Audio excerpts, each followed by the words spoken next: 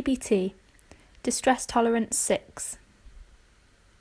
As we discussed in the last session, reality acceptance skills are to reduce suffering and increase a sense of freedom through coming to terms with the facts of life.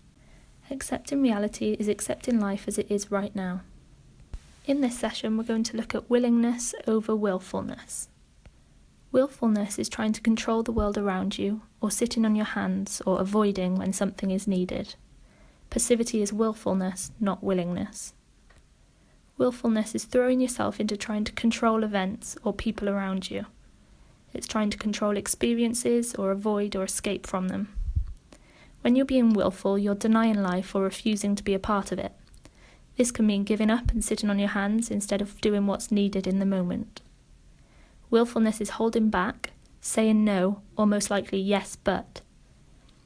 It's trying to make reality what you want, trying to fix everything or avoid what's needed.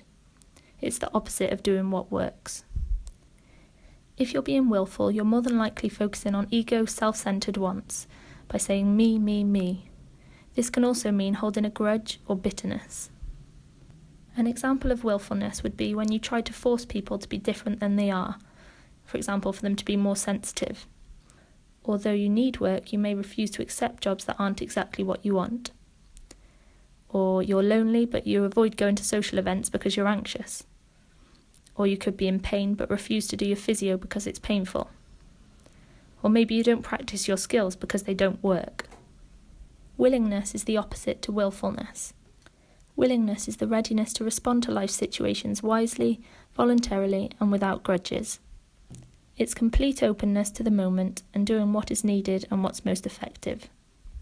Many situations are unfair, difficult, or upsetting, but by being willful, you're creating your own suffering. By being willing, you can create mastery and reduce suffering. For example, do your physio and your pain decreases. Go to the social event and you'll feel less lonely or anxious. Or if you accept another person won't change, it'll allow you to either move forward or end the relationship. Willingness is accepting what is and responding to it in an effective and appropriate way. Willingness is focusing on both individual and common needs. It's throwing yourself into life without reservation, wholeheartedly. It's saying yes to the mystery of being alive in each moment. It's responding from wise mind, and it's committing yourself to full participation in each moment. So imagine you're at a card game. You get your cards and other people get their cards. And one of the players gets mad about their cards, throws them down and says, "I don't like my cards, I want more cards." You say, "Well, those are the ones you got dealt." And they say, "I don't care, it's not fair." You say, "Well, those are your cards." And they respond with, "No, I'm not playing with these cards." What would you think? Would you want to play with that player? Probably not. Who do you think's going to win at the card game? Well, it's probably the person who plays the cards. That's willingness. Throwing the cards down and walking out, that would be willfulness. Sitting back and saying, "I don't care. Oh well, I got a bad hand. Poor me. Whatever." Just throwing any old card out, that's still willfulness. The idea when you're playing a hand of cards is to play as skillfully as you can. That's willingness. It has everything to do with throwing yourself into life, participating in a willing manner. Can you think of any times when you've been willful? How could being willing have helped? We're now going to look at how we go from willful to willing. The first thing you want to do when willfulness shows up is to just notice it. You observe it, you identify it, you label it, you describe it, and you experience it. You say, "Willfulness has shown up," or "I'm being willful." Can you think of times when it's been hard to notice willfulness? What do you think gets in the way of observing it? The second thing to do is to radically accept the willfulness. In this moment, you feel willful. Denying willfulness is not helpful, and you can't fight willfulness with willfulness.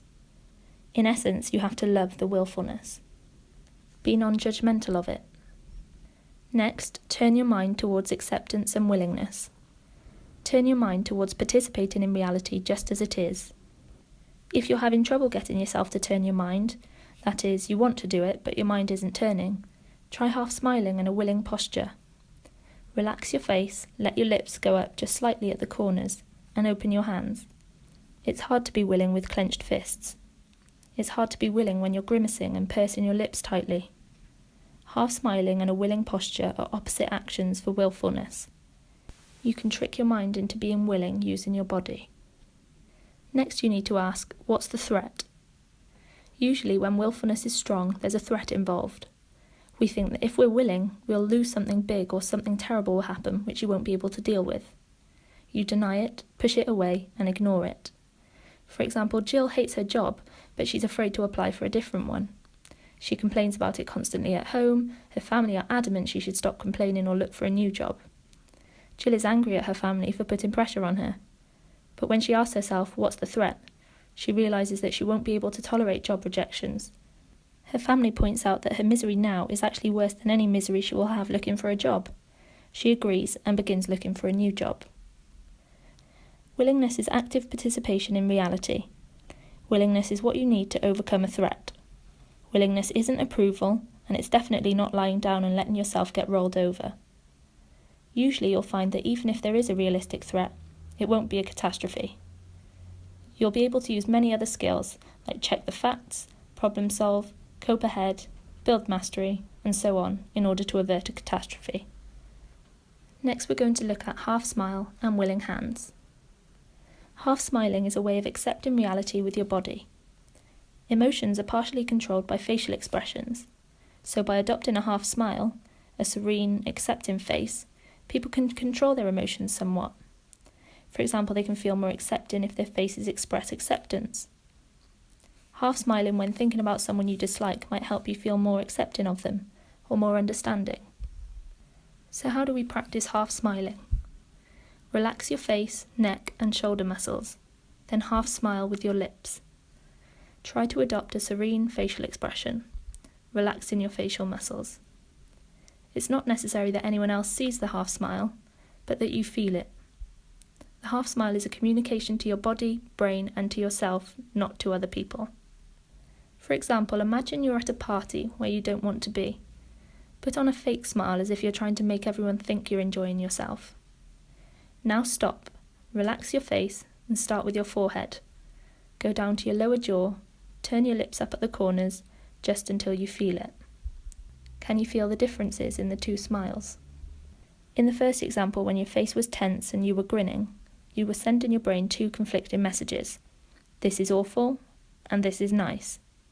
Another instance of sending conflicting messages is when you try to make your face into an impassive mask, so that your actual emotions are not expressed. Masking, however, can have a boomerang effect. It leads to increased distress. The half-smile acts by consciously being willing to change your bodily reaction, therefore not conflicting your brain with two different messages. Willing hands is another way of accepting reality with your body. The essence of willing hands is this physical position, hands unclenched, palms up, and fingers relaxed. Willing hands is part of opposite action all the way for anger. Clenched hands are indicative of anger. Anger is often the opposite of accepting reality. Anger says, what is should not be. Anger is an emotion that motivates you to change reality, to fight it, to overcome it. Anger has its place, but here we're practicing reality acceptance. Now let's do an exercise. Sit with your eyes closed. Imagine an argument or conflict you've experienced recently with someone just for a few moments. Now, as you imagine this situation, put your hands on your thighs in a willing hands position.